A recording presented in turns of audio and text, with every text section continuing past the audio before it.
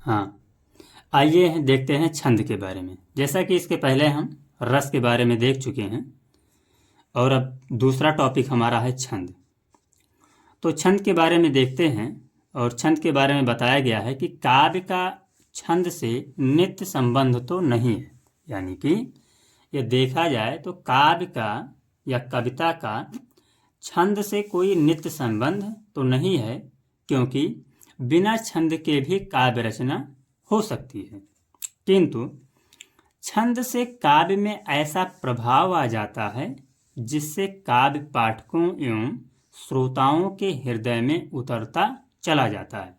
अर्थात कहने का तात्पर्य यह है कि काव्य का छंद से तो कोई नित्य या परमानेंट संबंध तो नहीं है, किंतु बिना छंद के काव्य की रचना होती है। यानी कि बिना छंद के भी काव्य की रचना हो सकती है, किंतु छंद से काव्य में ऐसा प्रभाव आ जाता है जिससे काव्य पाठकों एवं श्रोताओं यानी कि कविता पढ़ने वालों और कविता सुनने वालों के हृदय में कविता उतरता चला जाता है। यह छंद की परिभाषा के बारे में देखा जाए तो छंद वर्ण, मात्रा, पद आदि के नियमानुरूप प्रयोग से छंद का निर्माण होता है। यानी कि कहने का तात्पर्य है कि वर्ण, मात्रा, पद आदि के नियमानुरूप प्रयोग से छंद का निर्माण होता है या प्रयोग से युक्त छंद कहलाती है। आगे देखते हैं। जिस प्रकार भाषा का नियमन व्याकरण करता है, जिस प्रकार भाषा का नियमन व्याकरण करता है, उसी प्रकार काव्य यानी कि पद्य का नियमन छंद करता है। यानी कि जिस प्रकार भाषा का नियमन व्याकरण करता है, उसी प्रकार काव्य या पद्य का नियमन छंद करता है। पद्य रचना की जानकारी के लिए छंद का ज्ञान होना परम आवश्यक है। यानी कि यदि आप कविता या पद्य की रचना कर रहे हैं या कविता या पद्य आप लिख रहे हैं, तो उसके लिए छंद का ज्ञान होना परम आवश्यक है। अब यह छंद के अंग के बारे में देखें तो ऐसा बताया गया है कि छंद के विभिन्न अंग होते हैं। छंद के विभिन्न अंग होते हैं, जैसे वर्ण या अक्षर दोनों एक ही हैं। फिर मात्रा, यति, पाद आदि होते हैं। अब यदि इसमें एक एक करके हम थोड़ा पढ़ने की कोशिश करें तो सबसे पहले हम देखते हैं वर्ण, यानी कि वर्ण किसे कहते हैं। तो ऐसा बताया गया है कि वर्ण अक्षर को वर्ण कहते हैं। ये दो प्रकार के होते हैं, एक होता है लघु वर्ण और एक होता है दीर्घ वर्ण। यदि लघु वर्ण के बारे में देखें, यानी कि यदि प्रथम लघु वर्ण के बारे में देखें तो लघु वर्ण को बोलने में कम समय लगता है। जैसा कि इसका नाम ही है, लघु मीन्स होता है छोटा, तो लघु वर्ण को बोलने में कम समय लगता है। जैसे आ यानी कि छोटा आ, छोटी ई, छोटा ऊ, ऋण, नी, पू, पी आदि, ये किस में आते हैं? लघु वर्ण में आते हैं। दूसरा यदि इसे में देखा जाए दीर्घ वर्ण के बारे में, तो दीर्घ वर्ण के बारे में देखा जाए तो दीर्घ वर्णों में इसके नाम से ही पता चलता है कि दीर्घ वर्णों को बोलने में लघु वर्णों की अपेक्षा ज़्यादा समय लगता है। यानी कि दीर्घ वर्णों को बोलने में लघु वर्णों की अपेक्षा ज़्यादा समय लगता है, और लगना भी चाहिए, क्योंकि इसका मतलब है दीर्घ वर्ण। दीर्घ मीन्स होता है बड़ा वर्ण। जैसे आ, ई, उ, आए, पी, पौ आदि, यानी किस में आते हैं? दीर्घ वर्ण में आते हैं। अब थोड़ा इसमें और आगे देखें तो बताया गया है कि लघु वर्ण को एक सिंगल लाइन, जैसे कि हम हिंदी में पूर्ण विराम लगाते हैं, के समान चिन्ह से प्रदर्शित किया जाता है तथा दीर्घ वर्ण या गुरु वर्ण को हम एस के समान सिंबल से चिन्हित करते हैं। हाँ, आगे वर्ण के बाद दूसरा हमारा आता है मात्रा, यानी कि पहले में वर्ण और दूसरे में मात्रा। मात्रा में देखते हैं कि वर्ण के अक्षर को बोलने में जो समय लगता है, यानी कि वर्ण के अक्षर को बोलने में जो समय लगता है उसे हम मात्रा कहते हैं। लघु वर्णों की मात्रा 1 और गुरु वर्णों यानी दीर्घ वर्णों की मात्रा 2 होती है, यानी कि लघु वर्णों की मात्रा 1 और दीर्घ वर्णों की मात्रा 2 होती है। थोड़ा और आगे चलते हैं और फिर देखते हैं कि मात्रा के बाद में दूसरा आता है हमारा पद। मात्रा के बाद में आता है पद। तो प्रत्येक छंद में कम से कम 4 भाग होते हैं, यानी कि प्रत्येक छंद में कितने भाग होते हैं? तो प्रत्येक छंद में कम से कम 4 भाग होते हैं, जिन्हें पद या चरण कहते हैं। आगे छप्पय आदि के छंदों में 4 से अधिक पद होते हैं, यानी कि ये पद का ही रूप है, लेकिन जिसमें छप्पय होता है उसमें 4 से अधिक चरण होते हैं। आगे देखा गया चौथे नंबर पर हमारा है यत। यत जो है ये छंद का पाठ करते समय जहां पाठक कुछ देर तक रुक जाए, यानी कि जब छंद का पाठ किया जाता है तो पाठ करते समय जहां पाठक कुछ देर तक रुक जाए उसी को हम यत कहते हैं। यत का चिन्ह कामा, क्वेश्चन मार्क, सिंगल पूर्ण विराम या डबल पूर्ण विराम से इसे निरूपित करते हैं। आगे देखते हैं तुक। तुक में बताया गया कि छंद की प्रत्येक पंक्ति के अंतिम भाग की, यानी कि छंद की प्रत्येक पंक्ति के अंतिम भाग की समान ध्वनि तुक कहलाती है। आगे तुक के बाद नेक्स्ट हमारा है गण, यानी कि इसमें बताया गया है, गण में बताया गया कि पिंगल शास्त्रानुसार, यानी कि पिंगल शास्त्र के अनुसार गण का अर्थ होता है 3 वर्णों का समूह, और ये जो गण होते हैं मुख्यतः 8 प्रकार के माने जाते हैं। अब आगे देखते हैं छंद के प्रकार। अभी तक हम देख रहे थे छंद के अंग, तो छंद के अंग में हमने देखा 6, जिसमें कि पहला वर्ण, दूसरा मात्रा, तीसरा पद, चौथा यत, पांचवा तुक और छठा गण। अब देखते हैं छंद के प्रकार। तो जब छंद के प्रकार देखते हैं तो छंद मुख्यतः 2 प्रकार के होते हैं। पहला हमारा होता है वर्णिक छंद और दूसरा होता है मात्रिक छंद। वर्णिक छंद जिसमें वर्णों की गणना की जाती है उसे क्या कहते हैं? वर्णिक छंद कहते हैं। और मात्रिक छंद यानी कि जिसमें मात्राओं की गणना की जाती है उसे मात्रिक छंद कहते हैं। अब यदि एक एक करके थोड़ा आगे बढ़ें और देखें तो यदि मात्रिक छंद के बारे में देखा जाए तो मात्रिक छंद में सबसे पहले हम पढ़ते हैं चौपाई। तो चौपाई में बताया गया कि चौपाई सममात्रिक छंद है। इसमें 4 चरण होते हैं और प्रत्येक चरण में 16 मात्राएं होती हैं, यानी कि चौपाई जो है सममात्रिक छंद है। इसमें 4 चरण होते हैं और प्रत्येक चरण में 16 मात्राएं होती हैं। ये हमारा क्या कहलाता है? तो ये कहलाता है मात्रिक छंद। हाँ, अभी हमने देखा कि चौपाई के बारे में देखा कि चौपाई के बारे में बताया गया कि चौपाई सममात्रिक छंद है। इसमें 4 चरण होते हैं और प्रत्येक चरण में 16 मात्राएं होती हैं।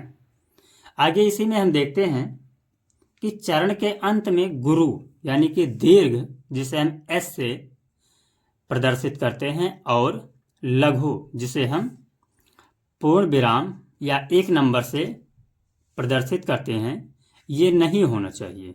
किसमें नहीं होना चाहिए? चौपाई में। परंतु 2 लघु और 2 दीर्घ हो सकते हैं। यानी कि चौपाई में देखा जाए तो बताया गया है कि चौपाई के चरण के अंत में एक दीर्घ और एक गुरु नहीं होना चाहिए, लेकिन 2 लघु और 2 दीर्घ होना चाहिए, यानी कि हो सकते हैं। और इसका एक बेस्ट एग्जाम्पल दिया गया है, इसका एक बहुत अच्छा उदाहरण है और बताया गया है इस उदाहरण में कि होत न भूतल भाऊ भरत को अचर सचर चर अचर करत को, यानी कि इसमें बताया गया है कि 16 मात्राएं होती हैं। और जो किसका उदाहरण है, तो ये एक प्रकार से चौपाई का उदाहरण है। अब थोड़ा और आगे बढ़ते हैं और देखते हैं मात्रा के बारे में, थोड़ा और आगे बढ़ते हैं और देखते हैं दोहा के बारे में। तो दोहा के बारे में हम पढ़ते हैं तो यहाँ पर देखते हैं कि दोहा एक अर्ध सममात्रिक छंद है। क्या है? दोहा एक अर्ध सममात्रिक छंद है। इसमें 4 चरण होते हैं। पहले और तीसरे चरण में 13-13 मात्राएं तथा दूसरे और चौथे चरण में 11-11 मात्राएं होती हैं। यानी कि दोहा में बताया गया कि इसमें 4 चरण होते हैं। पहले और तीसरे चरण में 13-13 मात्राएं तथा दूसरे और चौथे चरण में 11-11 मात्राएं होती हैं। जैसे इसका एक अच्छा सा उदाहरण लिया गया है, जैसा कि हम सभी लोग पढ़ते हैं, और इसका उदाहरण है कि श्री गुरु चरण सरोज रज निज मन मुकुर सुधार बरनौ रघुबर बिमल जस जो दायक फल 4। यानी कि यहाँ पर बताया गया दोहा का एक उदाहरण है। उसके बाद थोड़ा हम आगे चलते हैं और देखते हैं सोरठा के बारे में। तो यहाँ पर बताया गया है सोरठा कि यह दोहा का ठीक विपरीत होता है। यानी कि ये जो है सोरठा जो है वो दोहा का ठीक विपरीत होता है। और इसमें बताया गया है कि इसमें भी 4 चरण होते हैं। यानी कि दोहा में भी 4 चरण होते हैं। बस अंतर इसमें यह है कि पहले तथा तीसरे चरण में 11-11 मात्राएं और दूसरे तथा चौथे चरण में 13-13 मात्राएं होती हैं। यानी कि अभी हमने देखा कि दोहा में पहले और तीसरे चरण में 13-13 मात्राएं, लेकिन सोरठा में पहले और तीसरे चरण में 11-11 मात्राएं, जबकि दोहा में दूसरे और चौथे चरण में 11-11 मात्राएं तथा सोरठा में दूसरे और चौथे चरण में 13-13 मात्राएं होती हैं। यहाँ पर एक बात हमें ध्यान देना है कि चौपाई, दोहा, यानी कि जो हम पहले पढ़ चुके हैं चौपाई, फिर दूसरा हमारा दोहा और तीसरा सोरठा, ये हाई स्कूल और इंटरमीडिएट यानी कि कक्षा 10 और कक्षा 12 की परीक्षाओं में हमेशा पूछे जाते हैं। बाकी तो हमें पढ़ना आवश्यक है, लेकिन इनको हम इग्नोर या इन्हें हम छोड़ नहीं सकते हैं।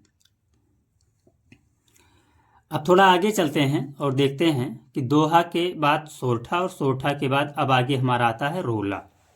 यानी कि रोला में बताया गया कि इसमें 4 चरण होते हैं।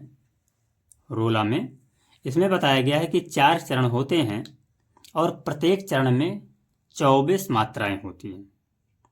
यानी कि रोला में इसमें 4 चरण होते हैं और प्रत्येक चरण में 24 मात्राएं होती हैं।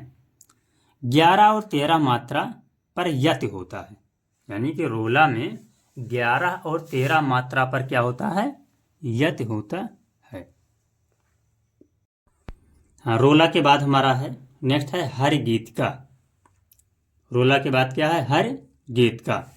तो हर गीत का में बताया गया है कि ये सममात्रिक छंद होता है। इसमें 4 चरण होते हैं और प्रत्येक चरण में 28 मात्राएं होती हैं।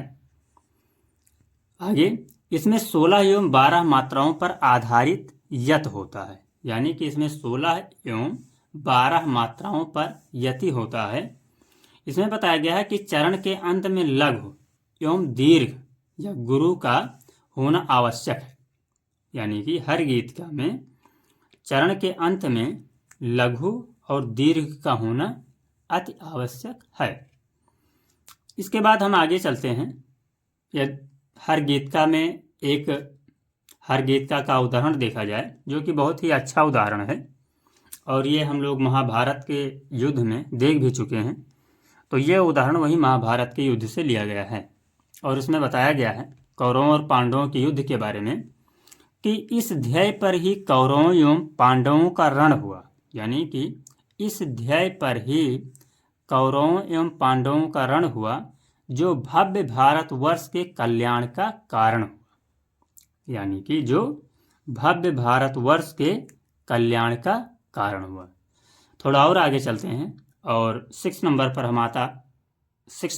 हमारा आता है बरवे, यानी कि बरवे के बारे में बताया गया है कि यह एक अर्ध सममात्रिक छंद है, अर्थात कि इसमें भी 4 चरण होते हैं, लेकिन इसमें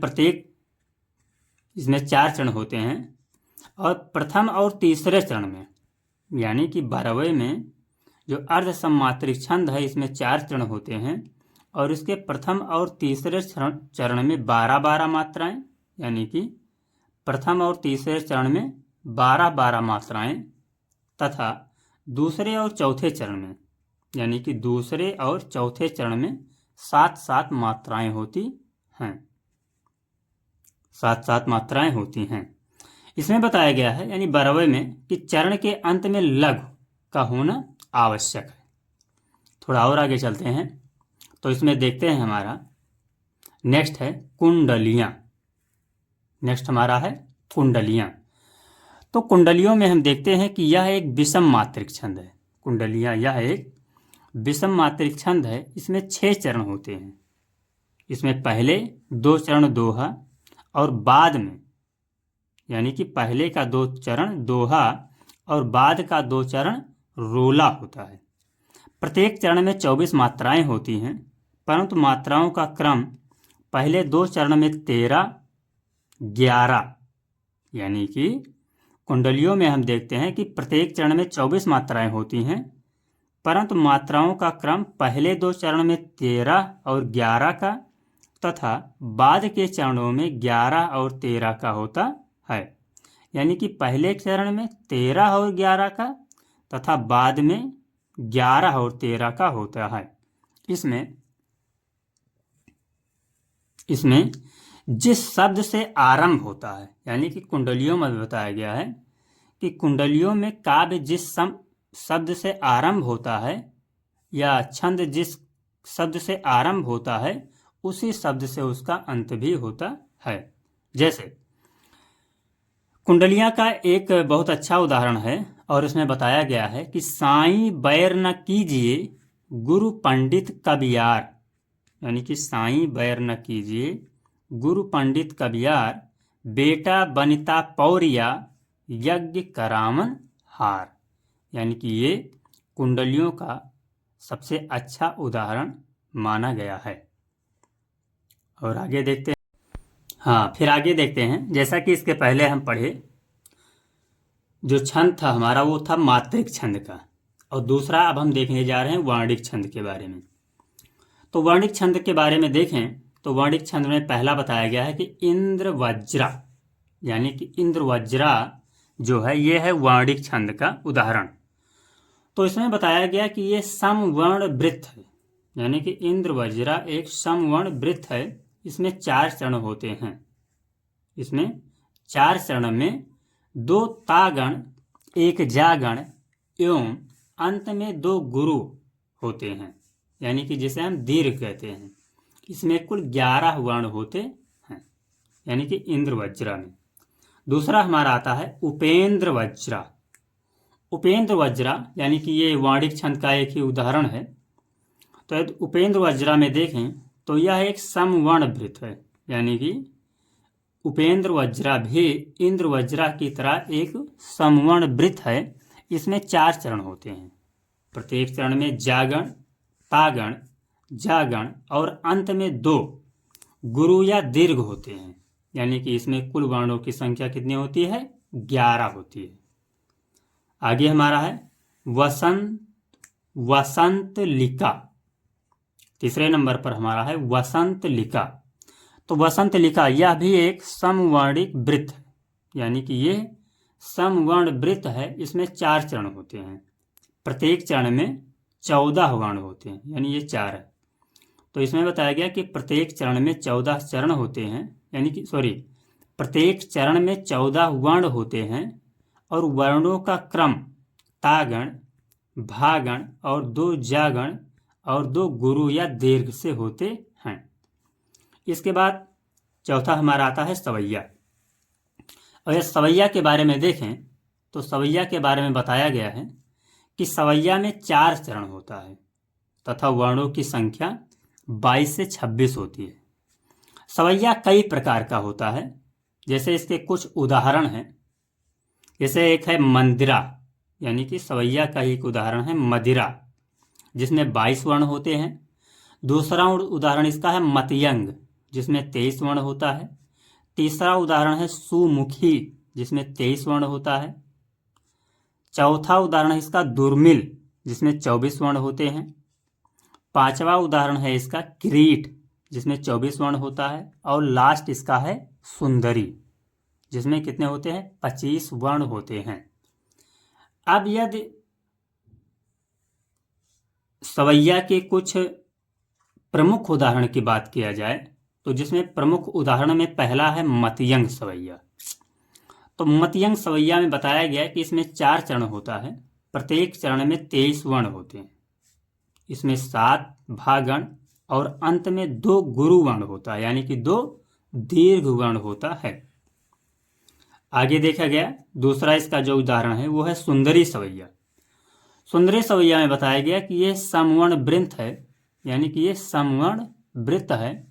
इसमें प्रत्येक चरण में 8 सागण और अंत में 1 गुरु तथा 25 वर्ण होता है। इसमें होता है सुंदरी सवैया में बताया गया कि इसके प्रत्येक चरण में 8 सागण और अंत में 1 गुरु तथा 25 वर्ण होता है। आगे देखते हैं और फिर आगे देखते हैं कि सुंदरी सवैया के बाद जो हमारा अगला है वो है सुमुखी सवैया। सुमुखी सवैया में बताया गया कि इसमें 4 चरण होते हैं।